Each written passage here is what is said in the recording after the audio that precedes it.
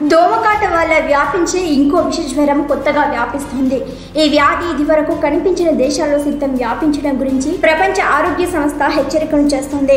మరి ఈ వ్యాధి వివరాలేంటో తెలుసుకుందాం. దోమలతో వచ్చే వ్యాధులు ఏంటని అడిగితే మనం వెంటనే డెంగ్యూ, మలేరియా అని చెప్పేస్తాం.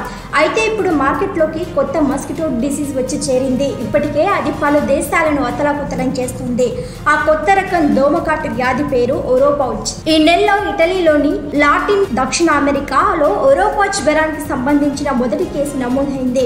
ఇది దోమకాట వల్ల వ్యాపించే వ్యాధి. జూన్ 15న యూరప్ ఖండంలోని ఇటలీ దేశంలో మొదటి ఓరోపౌచ్ ఫీవర్ కేసును నిర్ధారించారు. లాటిన్ అమెరికా, కరేబియన్లలో ఇప్పటికే ఈ జ్వరాలు వ్యాప్తిలో ఉన్నాయట. ఇటలీలో ఈ వ్యాధి నిర్ధారణ జరిగిన రోగి కూడా ఇటీవలే కరేబియన్ పర్యటన నుంచి తిరిగి వచ్చినట్టు అక్కడి ప్రజారోగ్య అధికారులు నిర్ధారించారు. ఓరోపౌచ్ వైరస్ సోకిన మిడ్జెస్ దోమకాటు ద్వారా వ్యాపిస్తుంది. దక్షిణ అమెరికా, కరేబియన్లలో ఈ వ్యాధి చాలా కాలంగా వ్యాపిస్తున్నప్పటికీ ఈ సంవత్సరం కొన్ని దేశాల్లోకి ఈ వ్యాధి వ్యాప్తి పెరిగినట్లు గుర్తించారు నిపుణులు.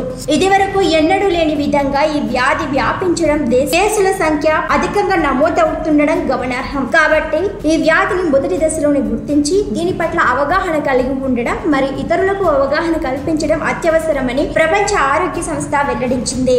ఓరోపౌచ్ వైరస్ ద్వారా వ్యాపించిన వ్యాధి లక్షణాలు ఎలా ఉంటాయో ఇప్పుడు తెలుసుకుందాం. మనిషి నుంచి మనిషికి సంక్రమించిన ఆధారాలు ఇప్పటి వరకైతే లేవు.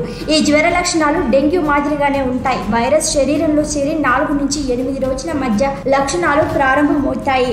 జ్వరం, తలనొప్పి, చలి, కీళ్లు బిగుసుకోవడం, కీళ్లలో నొప్పి, కొన్నిసార్లు వికారం, వాంతులు కూడా ఉండొచ్చు. సాధారణంగా 7 రోజుల పాటు ఈ బాధలు వేధిస్తాయి. తర్వాత నెమ్మదిగా కోలుకుంటారు. ఈ జ్వరం వల్ల ఎవరు ప్రాణాలు కోల్పోలేదని, కానీ అప్రమత్తంగా ఉండడం చాలా అవసరమని ప్రపంచ ఆరోగ్య సంస్థ వెల్లడిస్తోంది.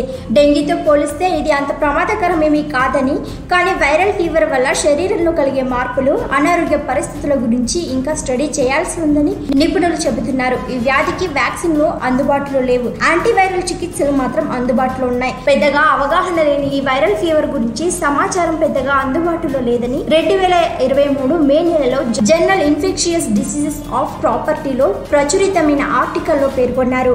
అందువల్ల ఈ వ్యాధి ఎపిడమిక్ పొటెన్షియల్ గురించిన సమాచారం పెద్దగా తెలియలేదని చెప్పాలి. పర్యావరణ పరిస్థితులు ఈ వ్యాధి వ్యాప్తికి కారణం కావచ్చని శాస్త్రవేత్తలు అంచనాలు వేస్తున్నారు. స్పష్టమైన నిరూపణలు లేకపోయినప్పటికీ అడవులు తగ్గిపోవడం, వృక్ష సంపదకు కలుగుతున్న నష్టం ఈ వ్యాధి వ్యాప్తికి కారణమని అనుకుంటున్నారు. ఈ వీడియోను లైక్ చేయండి, షేర్ చేయండి. మరిన్ని ట్రెండింగ్ వీడియోల కోసం న్యూస్ 18 తెలుగు యూట్యూబ్ ఛానల్ ను సబ్స్క్రైబ్ చేసుకోండి.